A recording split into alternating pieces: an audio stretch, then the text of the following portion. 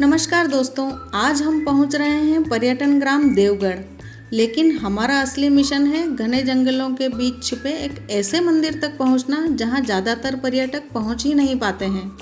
रास्ते में हमें खूबसूरत पहाड़, जंगल और देवगढ़ के मनमोहक नज़ारे देखने को मिले और सीमा पर बाबा का छोटा सा मंदिर था। वहां हमने दर्शन किए, बाबा को प्रणाम किया और फिर हम निकल पड़े विजयगढ़ की ओर, जहां हमारा इंतज़ार कर रही थी रीना दीदी।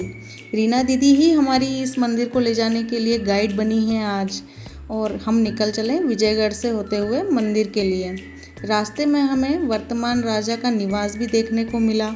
मान्यता है कि साल में एक बार राजा स्वयं यहाँ पूजा अर्चना करने आते हैं और इसी परिवार के यहाँ ठहरते हैं, जो पीढ़ियों से इनका स्वागत सत्कार करता आ रहा है। पुराने समय की याद दिलाता उनका खूबसूरत घर देखकर हम आगे बढ़े।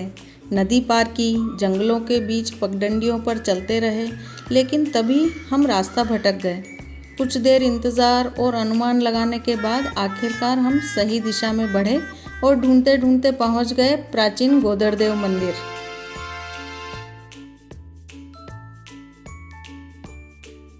मंदिर के बाहर सबसे पहले नागराज विराजमान हैं। स्थानीय मान्यता के अनुसार ये नाग देवता कभी जीवित रूप में यहाँ उपस्थित थे और बाद में पत्थर की प्रतिमा में परिवर्तित हो गए। आसपास रखी खंडित मूर्तियों को भी मैंने प्रणाम किया और मंदिर के भीतर प्रवेश किया।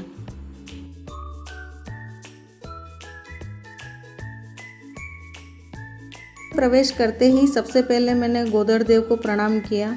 ऐसा लग रहा था मानो बहुत दिन से मुझे बुला रहे हैं।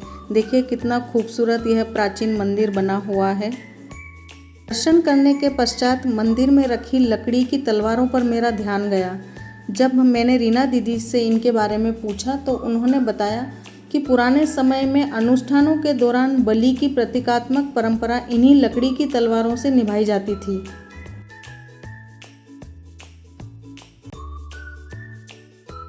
बाद हम निकल पड़े रेशम की बावड़ी और अलीशा बलीशा की बावड़ी देखने। देवगढ़ और विजयगढ़ में स्थित ये विशाल बावड़ियाँ उस समय की जल संरक्षण प्रणाली का शानदार उदाहरण हैं। आज भी इनमें पानी मौजूद है और इनकी नक्काशी तथा बनावट देखकर उस दौर की कला और दूरदर्शिता का अंदाजा लगाया जा सकता है।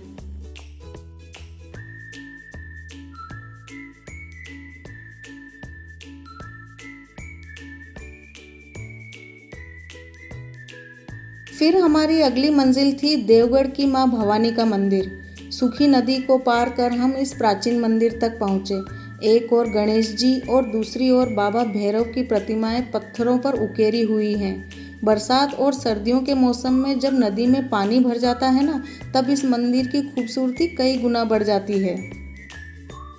मंदिर के पीछे हमने कुछ और प्राचीन बावड़ियों के अवशेष और एक पुराना कोल्हू भी देखा, जो इतिहास की अनकही कहानियां सुनाता प्रतीत होता है।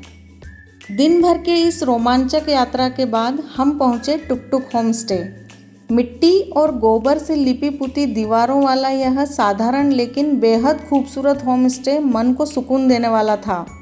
यहाँ की मालकिन ने बताया कि लोग यहाँ कई कई दिन रुककर गांव के शांत वातावरण और देसी खाने का आनंद लेते हैं।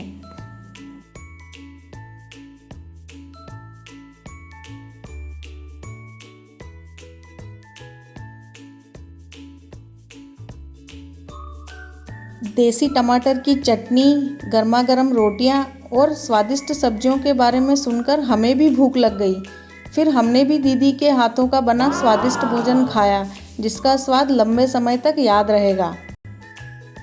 दोस्तों, यह थी हमारी देवगढ़ और विजयगढ़ की छोटी सी लेकिन यादगार यात्रा। रहस्य, इतिहास, प्रकृति और ग्रामीण आतिथ्य से भरपूर एक खूबसूरत अनुभव। तो आप कब आ रहे हैं देवगढ़ घूमने? आपको यह वीडियो अच्छा लगा हो तो इसे लाइक, शेयर और सब्सक्राइब करें। जय श्री राम।